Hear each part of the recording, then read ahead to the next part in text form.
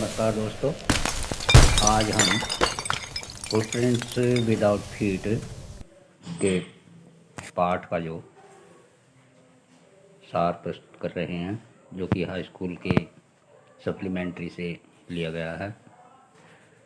Footprints without feet H G Wells के उपन्यास the invisible man से ली गई है। यह उपन्यास ग्रिफन एक वैज्ञानिक की कहानी बताता है जिसने अदृश्य कैसे हो सकते हैं इसकी खोज की थी। ग्रिफन एक महान वैज्ञानिक था, लेकिन वह कानून की अवमानना करने वाला व्यक्ति था। उसका मकान मालिक उसे पसंद नहीं करता था और उसने उसे घर से निकालने की कोशिश की। इसलिए ग्रिफन ने मकान मालिक के घर में आग लगा दी।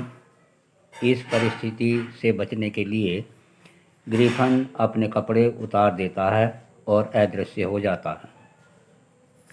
कुछ समय बाद वह लंदन में बिना कपड़ों के और बिना पैसों के बेघर घूमता रहता है।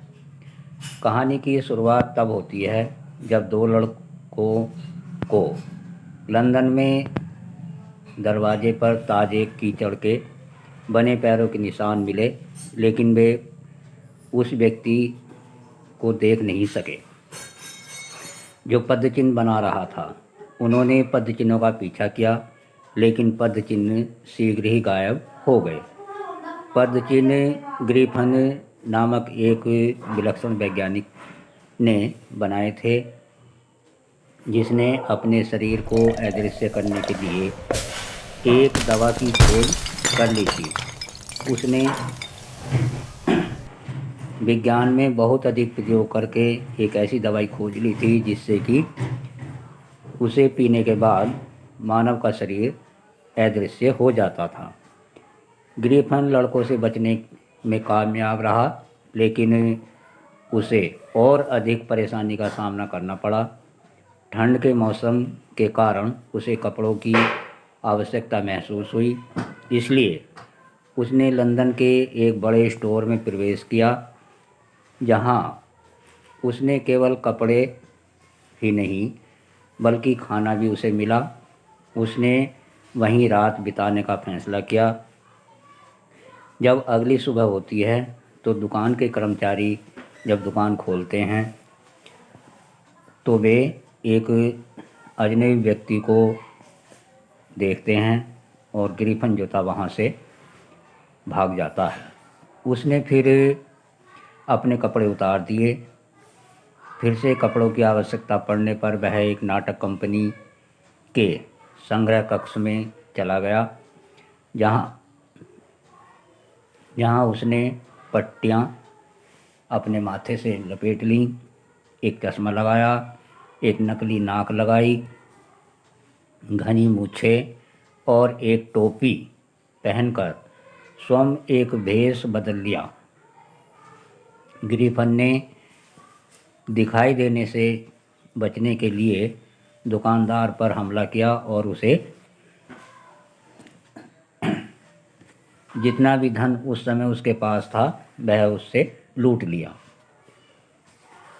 अब ग्रिफन को डर ये था कि यदि मैं यहाँ रहूँगा तो पकड़ा जाऊँगा, इसलिए वह वहाँ से एक ट्रेन पकड़ता है और शांति के लिए आइपिंग गाँव पहुँचता है। आइपिंग गाँव में वह एक धर्मशाला में आया। उसने अग्रिम भुगतान कर दिया, यानी कि जो किराया था कमरे का वह उसने पहले ही दे दिया था, जिसके कारण सराय की मालकिन श्रीमती हॉल ने उसके अजीब व्यवहार को नज़रअंदाज कर दिया। लेकिन जल्दी ही ग्रिफन के पास पैसे समाप्त हो गए और उसने जब श्रीमती हॉल ने उससे किराया मांगा तो उसने बहाना बनाया कि मुझे कहीं से एक चेक आने वाला है, जब मेरा चेक आ जाएगा तो मैं आपको भुगतान कर दूंगा। एक सुबह पादरी और उसकी पत्नी ने देखा कि उनके अध्ययन कक्ष में धनराशि गायब थी, जो कि उस पादरी ने वह अपने घर के खर्च चलाने के लिए अपनी मेज़ में पैसे रखे थे। उसी दिन श्रीमती हॉल ने ग्रिफिन का कमरा खुला पाया तो वह और उसका पति कमरे में गए। अचानक श्रीमती हॉल को सांस लेने की आवाज़ सुनाई दी और बिस्तर के पास रखी टोपी उसके चेहरे पर आकर लगी। फिर शयन कक्ष की कुर्सी उस पर फेंकी गई। मकान मालिक और उसकी पत्नी दोनों कमरे से ग्रिफिन ने उन दोनों को बाहर धकेल दिया। जब पादरी के घर की चोरी का समाचार सारे में फैला तो ग्रिफिन विशेष रूप से एक संदिग्ध व्यक्ति बन गया, क्योंकि उसके पास अचानक धनराशि कहाँ से आई। सराय के मालिक की पत्नी श्रीमती हॉल ने ग्रिफिन से उसके आसपास होने की अजीब घटनाओं के बारे में पूछा। क्रोध में आकर उसने अपने कपड़े उतारे और अदृश्य हो गया। इससे गांव में रहने वाले लोग हैरान रह गए और वहाँ जो एक पुलिस कांस्टेबल जो कि जैफर्स रहता था वह उसको पकड़ने के लिए आया, लेकिन जब उसने कोशिश की तो सबसे पहले उसने अपने सिर की पट्टी खोली और उसका सिर गायब था।